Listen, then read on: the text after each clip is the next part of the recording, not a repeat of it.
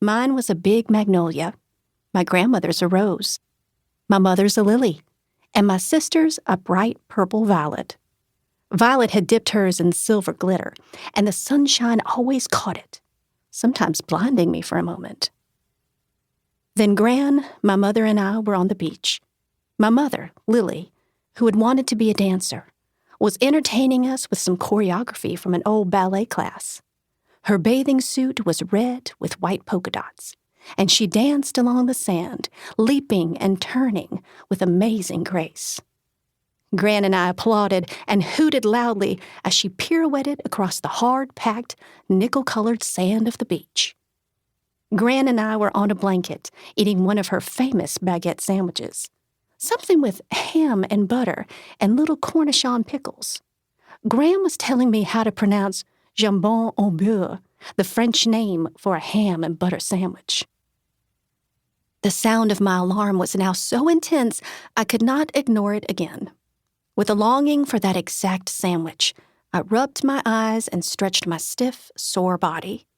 The old radiator in the bedroom of the Manhattan apartment sounded like 20 hammers pounding away, struggling to keep up with the chill in the air. I sat up, turned off the blaring alarm, and looked at it. 5:30 a.m. Ugh. I put my bare feet on the parquet floor, and instantly I pulled them up like a crab. The floor was as cold as ice.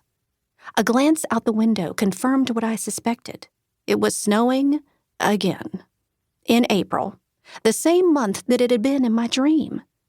In South Carolina, it was an entirely different climate. If I was on Sullivan's Island, I would have had a suntan.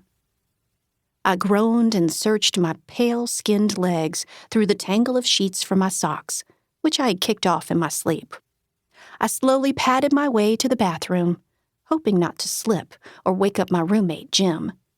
I caught one of the more pleasant scents in New York City, the smell of fresh coffee brewing. I silently thanked myself for remembering to program the coffee maker last night to wake up with me this morning. I jumped into the shower, craning my neck so I wouldn't get my hair wet.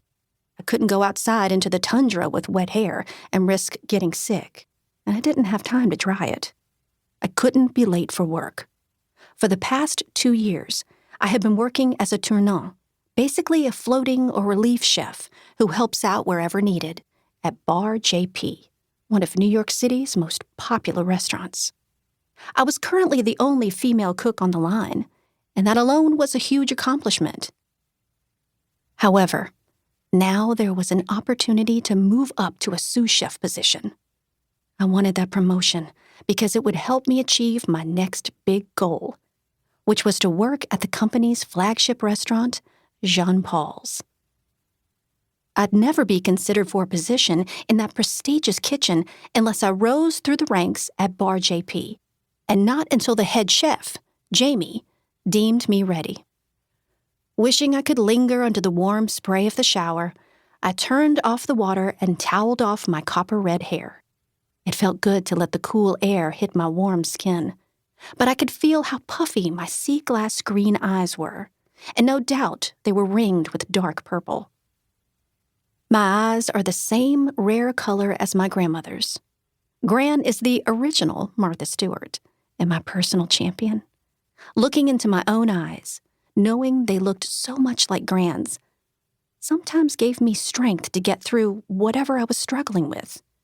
Gran never backed down from a challenge, so whenever anyone said I resembled her, it was a reminder to me to toughen up and put out the fire, so to speak. I felt too old for 29. This job was wearing me down. I sighed deeply. It was going to be another long day of unpredictable hours and having to prove myself against all odds. In my mind, I heard Chef Jamie say, "You're only as good as your last plate." I nodded at myself in the mirror. I was ready to prove myself again. I couldn't cave now, not when there was an opportunity to be promoted.